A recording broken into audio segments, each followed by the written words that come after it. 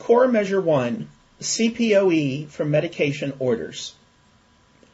The objective of Core Measure 1 is to ensure that providers are utilizing the CPOE function of their EHR technology to manage their patient medications.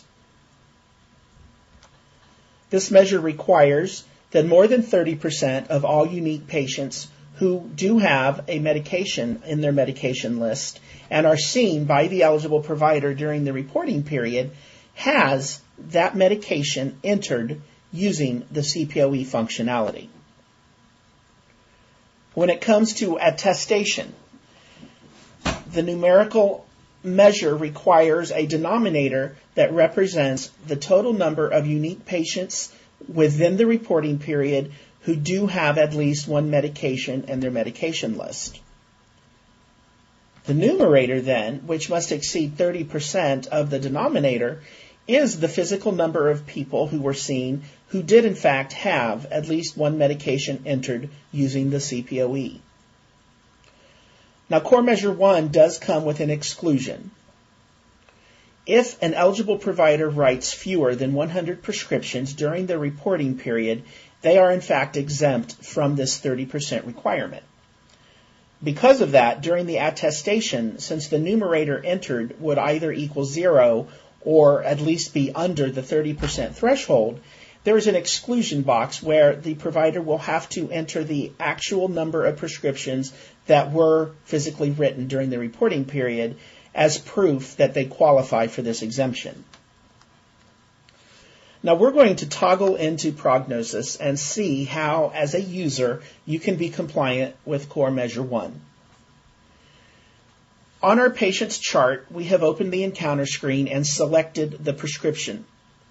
You also can do that under the CPOE tab across the top of your screen by choosing RX or Refill. Refill requests are in themselves considered under Core Measure 1. Now, as an approved healthcare who is licensed and able to enter drugs into the system, the requirement is simply that you key the drug details into the structured data. As you see the fields populating as I tab through, and then I'm going to click the Update button on the right. This middle section where I just entered the Tylenol, the strength, the dosage, the frequency, this is the section that you want to be mindful of when it comes to Measure 1. Scanning a handwritten prescription and attaching it to the patient's document list is not compliant. The measure calls for the data to actually be in a structured, computable format. Now, in this case, we have completed the Tylenol, and the system has automatically gone to a blank line after I clicked the Update button. If this is the last drug, I'm simply going to now click the Save button, which is the second part of the process. After you update the drug details to the prescription, you then save the prescription to the patient. And now thirdly, after you get the Save and Approve Successful message, you must complete the prescription. I'm going to just go ahead and click Print, as if I'm going to print a physical prescription requisition through Prognosis. You, in fact, could fax it or e-prescribe it. And whichever the method of transmission, the system simply needs to complete it. So as my screen refreshes now, you will notice next to the word Tylenol, I have a check mark. And that is my visual cue that this prescription is in fact completed.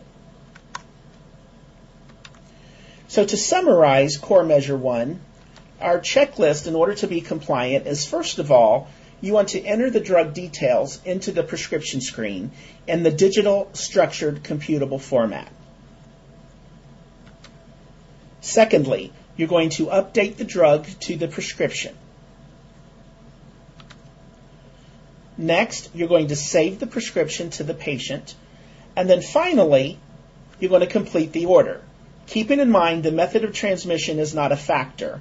However, you want to do this on at least 30% or more of your patients who have at least one medication in their chart.